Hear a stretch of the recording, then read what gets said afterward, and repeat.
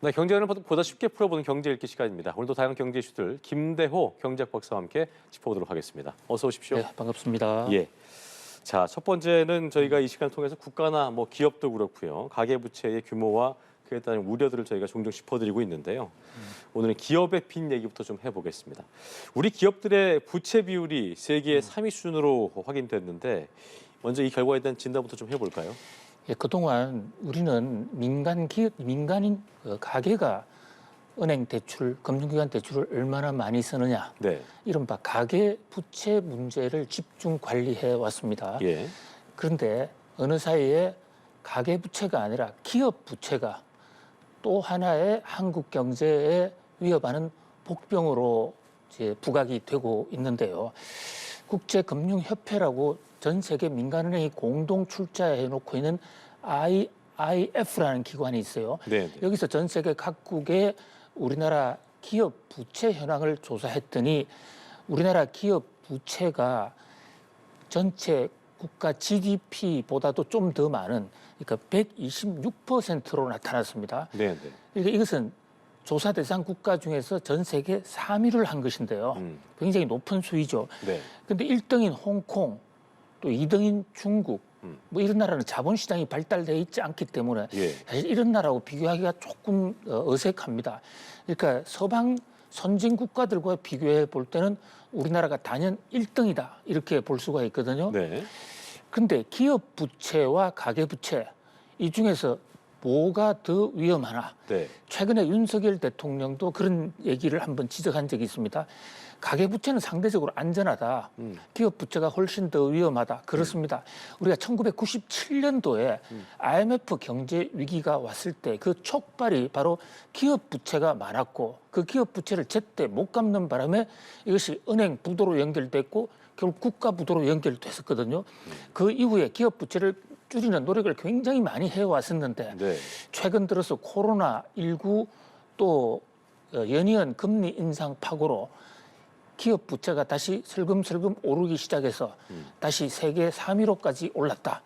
최근에 가계 부채는 절대 수준은 높지만 그래도 조금 떨어졌어요. 예. 그런데 기업 부채는 지금 하늘 높은 줄 모르고 계속 올라가고 있어서 예. 이것이 장기적으로 심화되면 기업의 경영난도 문제가 되고 또 은행들의 부실을 심화시킬 수 있다. 그런 면에서 빨간불이 켜지고 있다. 이렇게 볼 수가 있겠습니다. 기업 빚이 늘어나는 속도도 문제인데 이거는 세계에서 두 번째라고 하는데 이건 더 큰 문제일까요? 이 속도의 문제는? 그렇습니다. 전체 잔고보다도요. 최근에 증가율이 높다는 것은 특별한 대책이 없으면 앞으로는 더 빠른 속도로 늘어나서 세계 1위도 탈환할 수 있다. 예. 이런 우려가 제기가 되는 것이거든요.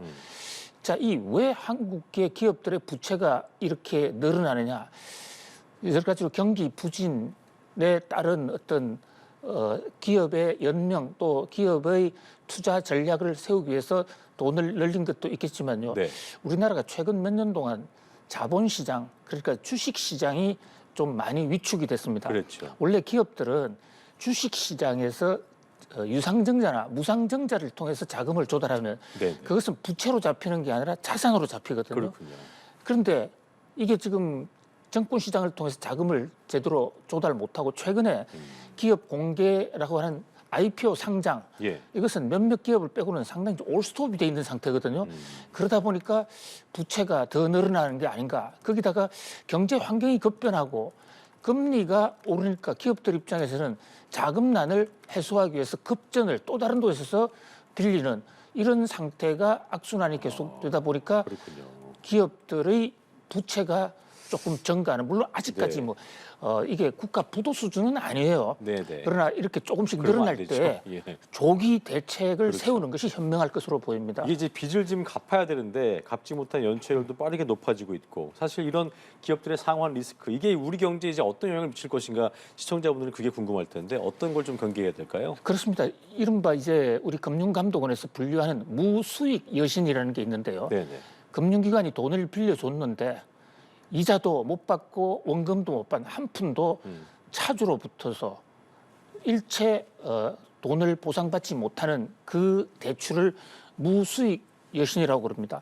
이 무수익 여신에는 이미 손실이 된 추정 손실도 있고 회수 의문도 있고 고정 여러 가지가 있습니다만은 그 이유 이하를 불문하고 일단 은행이 빌려준 돈을 원금도 못 받고 있고 또 이자도 못 갚고 있으니까 은행의 부실로 연결될 수가 있거든요. 그렇죠. 그렇게 되면 이게 은행의 부실은 또 다른 사회 문제가 될 수 있다 이런데 왜 이렇게 기업의 대출은 늘어가고 있는데 돈을 제때 못 갚는다. 이것의 가장 큰 요인은 금리 인상의 쇼크가 이제 서서히 다가오고 있다. 그렇군요. 이렇게 볼 수가 있습니다. 금리가 계속 높아지면 종래에 1%, 2% 할 때 빚을 냈던 기업들 입장에서는 이제 5%, 6% 내면 그 빚을 갚기가 어려워지는 그런 경우가 네. 적지가 않겠죠. 예. 그런 면에서 통상적으로 경제학에서도 금리 인상을 하고 나면 그 개마고 온 정점 금리에서 한 1년간 상당한 고통이 뒤따른다라는 게 그동안의 연구 결과인데요. 지금부터가 기업들은 물론이고 은행, 국가가 이 늘어나는 부채와 소위 부실 여신에 대한 관리가 굉장히 중요한 시점이다 이렇게 볼 수 있겠습니다. 알겠습니다.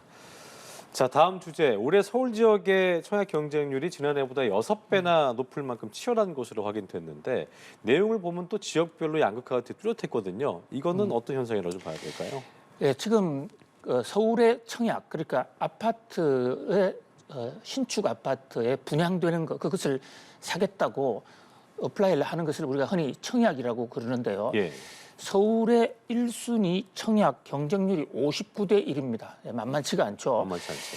작년에 비해서는 크게 올랐습니다. 이게 그만큼 부동산이 좀 살아나고 있다. 또 국민들의 부동산에 관심이 있다. 이렇게 볼 수는 있는데요. 예. 서울을 뺀 나머지 지방 도시는 오히려 작년보다도 못한 데가 많아요. 그렇다 보니까 전국적인 현상은 아니다. 이렇게 볼 수 있고 또 전체 평균도 작년은 부진했지만 재작년 2021년은 당시 경쟁률이 서울이 163대 1이었습니다. 그럼 지금 59대 1이니까 아직은 본격적으로 살아난 것은 아닌데 작년보다는 좀 좋아졌다 이렇게 예. 볼 수가 있습니다.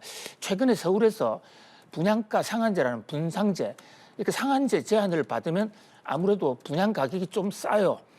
시종 옆에 있는 시세보다도 좀 싸니까 그 싼 맛의 아파트를 청약하는 인구가 좀 늘었지만은 그러나 전반적으로 어떤 부동산 경기의 호황이나 과열은 더더구나 아니다 이렇게 볼 수 있습니다. 그렇군요. 이런 상황에서 내년도 서울 지역의 아파트 입주 물량이 20년 만에 가장 적을 거라고 하더라고요. 그러니까 때문에 청약 시장이 지금보다 더 과열될 거다라는 그 우려가 나오고 있는데 정부 입장에서는 신규 택지 조성하겠다고도 얘기도 했는데 이 공급 부족에 좀 도움을 줄까요?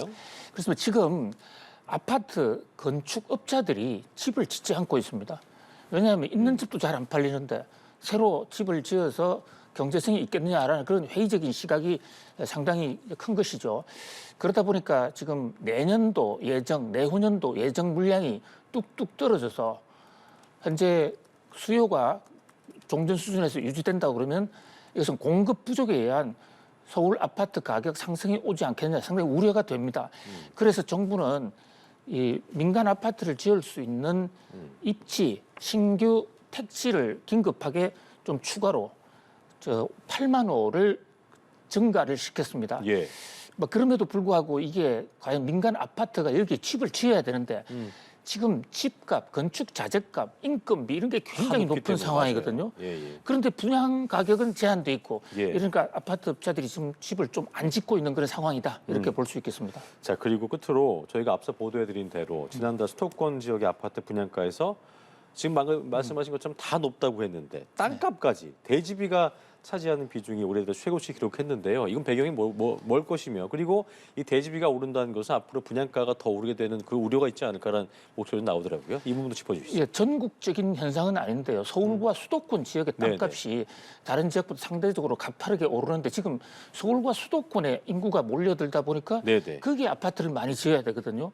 그런데 거기에 그 주택난을 해소하기 위해서 아파트를 짓고자 하는데 거기 땅값이 올라가니까 아파트 값은 더 올라가는 그런 지금 악순환이 제기되고 있는 것입니다. 네네. 그래서 어떤 수도권 부근의 땅값 관리, 특히 일부 지역에는 확인되지도 않은 개발 프로젝트 예. 이런 것을 성급하게 발표해가 집값을 올리는 경우도 있는데 이 대목에 대해서도 좀 신중한 접근이 있어야 될 것으로 보여집니다. 알겠습니다. 여기까지 경제일기 김대호 박사와 함께했습니다. 오늘 말씀 고맙습니다. 감사합니다.